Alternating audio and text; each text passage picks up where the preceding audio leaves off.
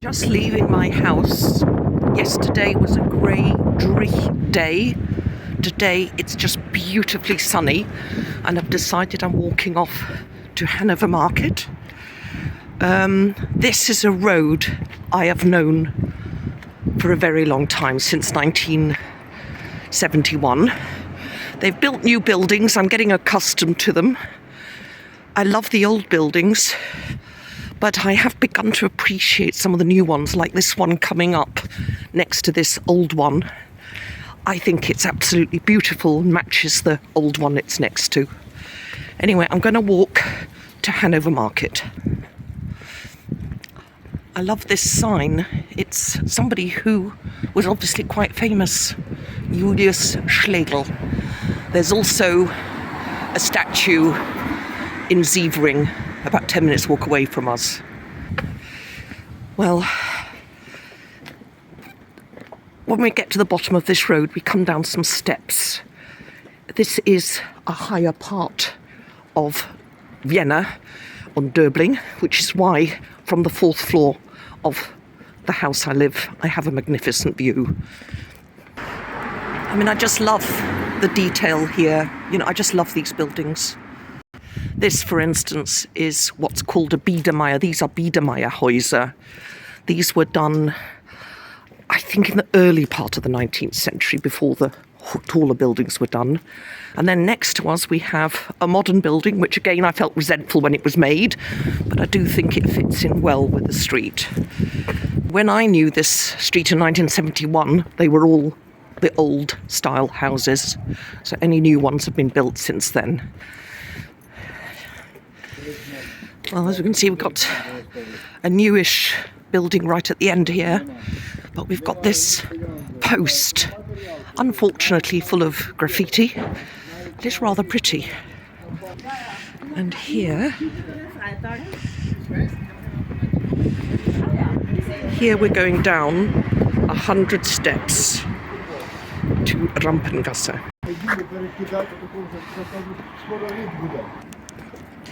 And we're coming down to Heiligenstätterstrasse, which is not a particularly beautiful street. So although it's in the 19th district, this is certainly a rather industrial kind of street, but it has got a very expensive, fancy hospital next to it, which is in that direction, the hospital. I'm now going to go across to the 20th district. So I'm just going across here. You can see it's as ugly as shit round here.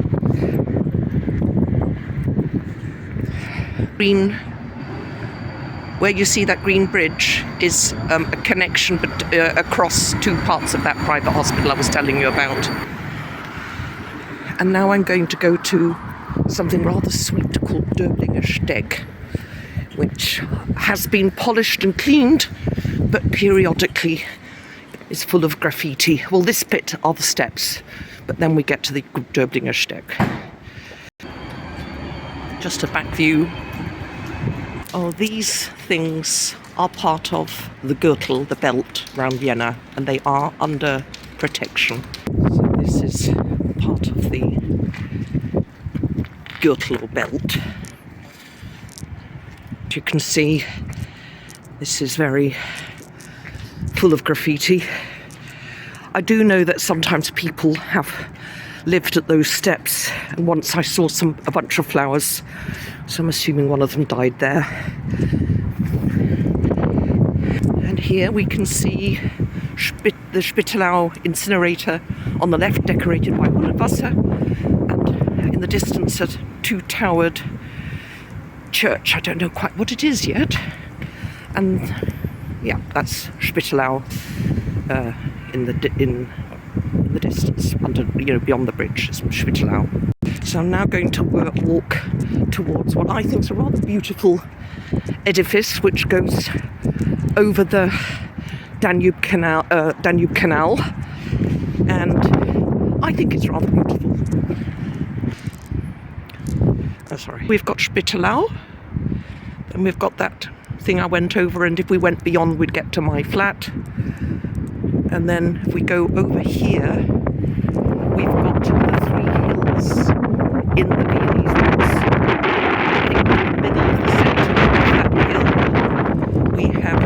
Kahlenberg. So now we're going into the 20th district, which is far less posh than the 19th district. Funnily enough, I've read somewhere that Vienna has got as the similar proportion of immigrants in every district of Vienna. But of course, in the 19th district, they're probably Americans or English or, diplomats. In fact, there are quite a few embassies in the 19th and 18th district. Whereas in the 20th district, you have more people of a variety, different hues and colours. You have more, it's more people, ordinary people, shall I say. And anyway, this is the Döblingersteg. I like it very much, but, so it was cleaned, and then within minutes it's dirty again. So where you have this incinerator on the left, the building behind and the incinerator itself has all been decorated by Friedrich Hundertwasser. And this, I'm walking east, and this is the Danube Canal. So I'm looking north at the moment, and I'm looking south at the moment. And what a beautiful day this is. Yesterday was grey and miserable and rainy, and today it's just gorgeous. And see, a lot of people like cycling or walking along these paths. And now here we come to, this is so typical of all over Vienna. Again, a decision was made that these buildings, which are Gemeindewohnungen, sort of state housing, public housing, would be equally distributed throughout Vienna. They didn't want to create a ghetto. So there are some lovely ones in the 19th district, of which, of course, the Karl-Marx-Hof is extremely famous because it's the longest residential building in Europe, possibly the world. Here we can see the Döblingersteg from the other side, which leads to the 19th district. And now I'm walking towards I'm in the 20th district now, and I'm walking towards Hannovermarkt. Now, there are several markets in Vienna. The most famous one used to be the Naschmarkt, which my mother used to love going to. And it was, at a time when you really couldn't get that range in the supermarkets. By the way, I really like this building. I'm guessing it might be Gemeindebau, but I think it's really beautiful. Anyway, the Naschmarkt now has become a tourist attraction. It's got more restaurants than real market, and if you do buy anything, it's not cheap anymore. Another market which has also been gentrified is the Karmelitenmarkt in the 2nd district. This used to be the centre of a Jewish quarter, and again it's been gentrified, so there are a couple of nice restaurants, and frankly the stalls sell things at expensive prices, so I very rarely go there. So it leaves 2 ordinary markets. One of them is the Brunnenmarkt, which is apparently the longest street market in Europe, and it's the famous Austrian film director Elisabeth Spiro has done a beautiful documentary of it. It's really earthy, working class, and you have cheeses and fish and lovely vegetables. It's a really probably the most famous and best place to get, a nice range of vegetables and cheeses and all the rest of it. But I'm very fond of the Hannovermarkt.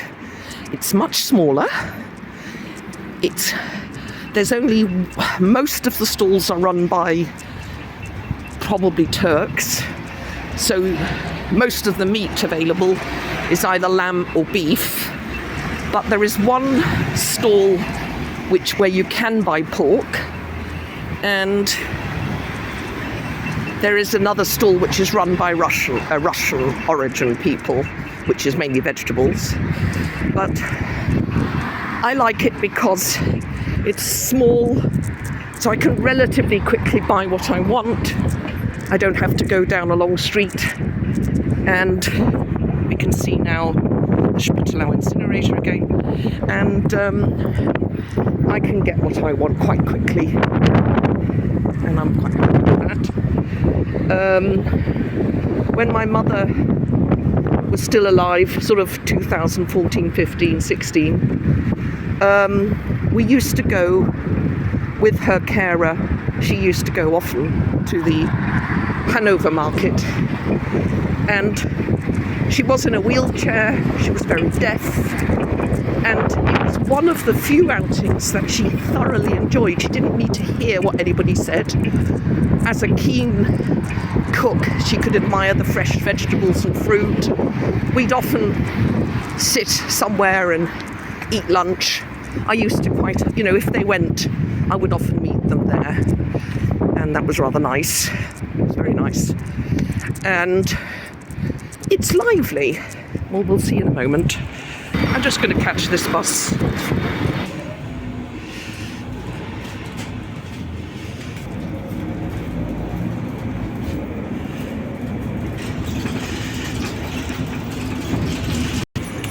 So I've now got off the bus and I'm on Jägerstrasse, which means Hunter Street. God knows why. You'll see another tram there. So it got me a little bit quicker to the market. And you can see the 20th district is council houses. And it's got a lot of things for poorer people, like a shop where, sort of like a pawn shop or a second-hand shop and so on and so forth. And here you can see again this incinerator.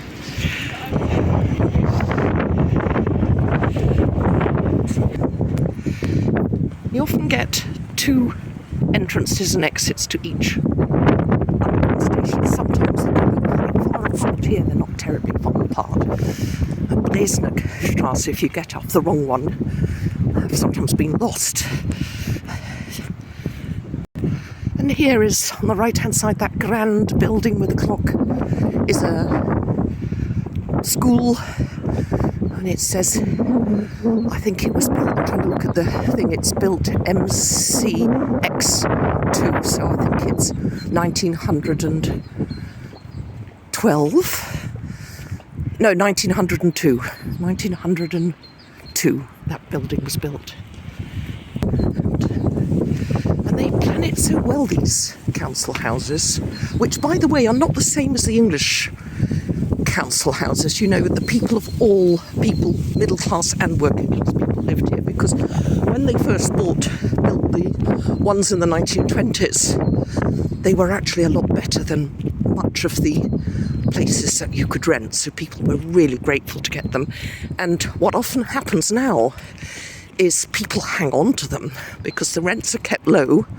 And in fact, I talked to somebody yesterday and she says, not only do grandmothers pass it to their grandchildren, but actually they often sublet it illegally, and because the rents can be very, very cheap. So it gives very little incentive for people in Vienna to buy their own property. I know.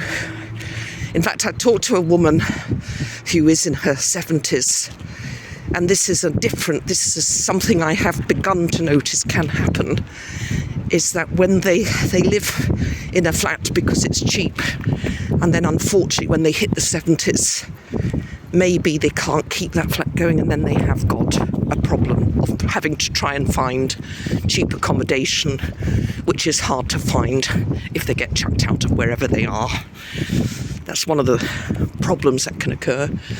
But many people in Vienna can't be bothered to buy anything, and roughly speaking, only 20% of property people live in their own, dwellings in Vienna, roughly speaking.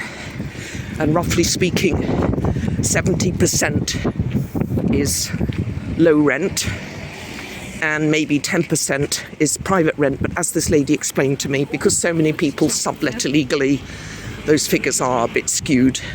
It may well be more 50%, and then maybe another 20% are paying private rents to people who are illegally subletting. But what I like about the way they do these things, like what I love, is that they planned these places. They really planned them very lovingly. Like there's a nursery, kindergarten here, and there'll be, you know, they have children play areas, and then in some they'll even have areas for the elderly to sit and reflect. They really do plan this really well. I admire it. And now I'm just approaching the Hannovermarkt.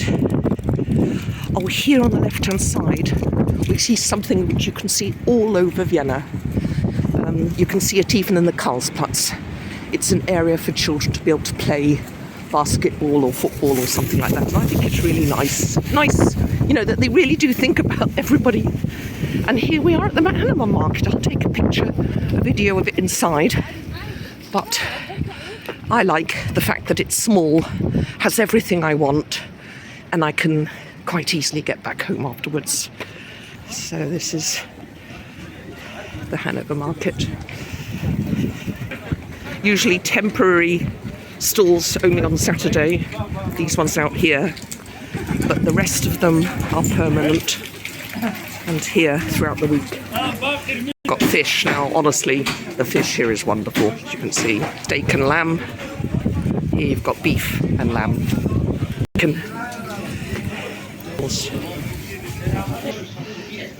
Here you can eat. To my surprise, the food is neither particularly cheap. You know, my mother liked going there and she would pay for us to have a meal there, but it was no cheaper than a really nice restaurant. An interesting shop here.